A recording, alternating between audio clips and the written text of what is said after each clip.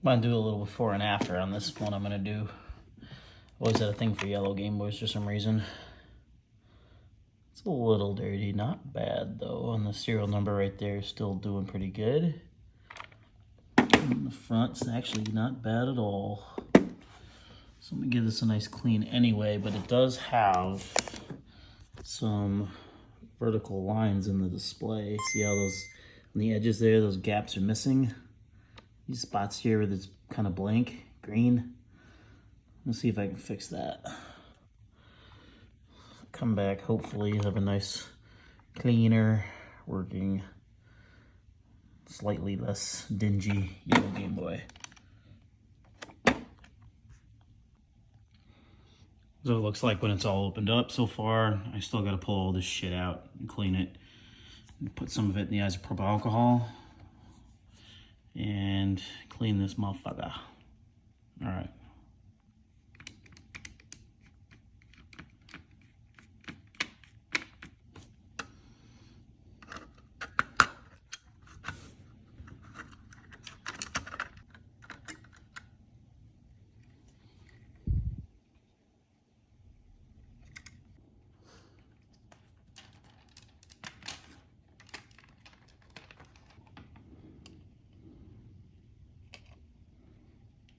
A little nasty, not that bad.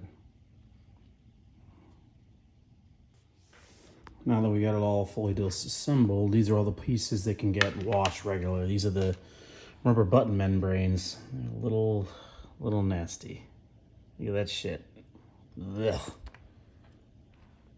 This Game Boy's from around 1990 or so. Where's the other board? They usually have dates on them. Let's see, 89. That's the year of this board. So this thing's probably never been taken apart. So get this all this shit washed up. Here's the battery contacts, not too corroded, which means this thing should hopefully work as long as I don't screw up the circuitry. And then this is all going to get washed with the isopropyl. And hopefully no solder is needed, but I do have to try to fix that screen, so that's going to happen at some point. So on to the hot water bath for this shit. All right, now just gonna let all this crap soak for a while, including all the buttons, membranes, and stuff. Let it soak, and then just gonna get a nice little clean with the toothbrush there.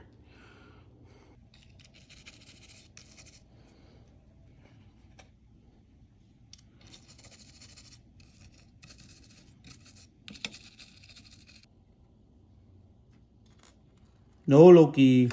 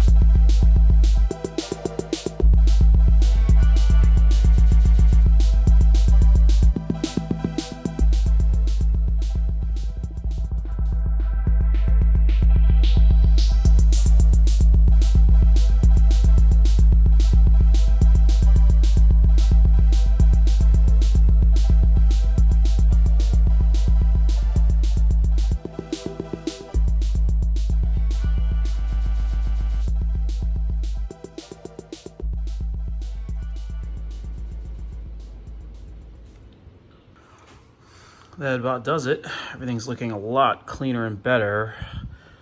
Everything's staged and ready to go, and then just gotta reassemble this thing and then trying to work on fixing the screen. Hopefully you don't have any trouble with that.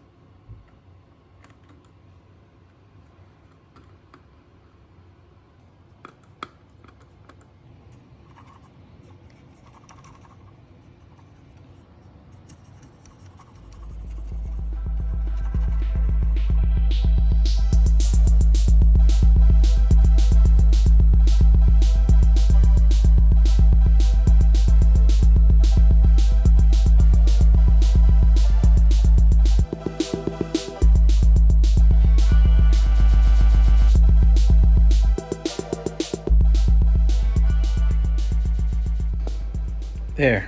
I think I actually got this. No more vertical lines on this screen. So should just have the rest of the reassembly now.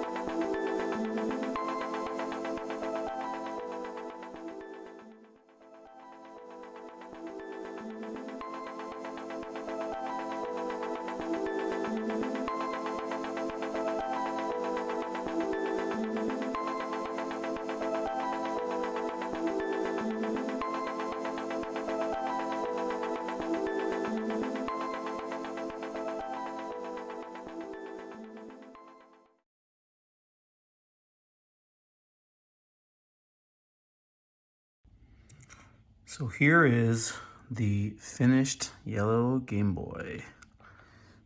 Man, this thing looks awesome. It really didn't look that bad in the first place.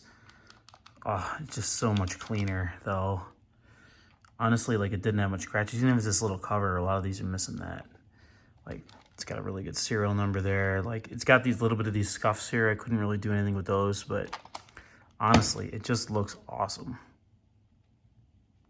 So last up, I'm gonna show this thing in action. This is Link's Awakening, came out in the early 90s. My favorite Game Boy game of all time. It's also got a really epic intro. If I can actually get the thing. Yeah, this is still a Game Boy. There's not much you can do about the green screen.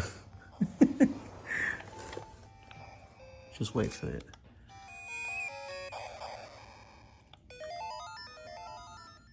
That's right, Loki. Link's Awakening, buddy.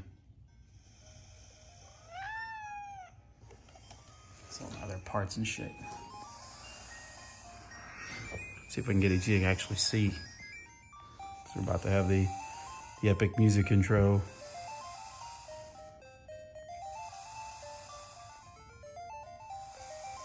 No more vertical lines.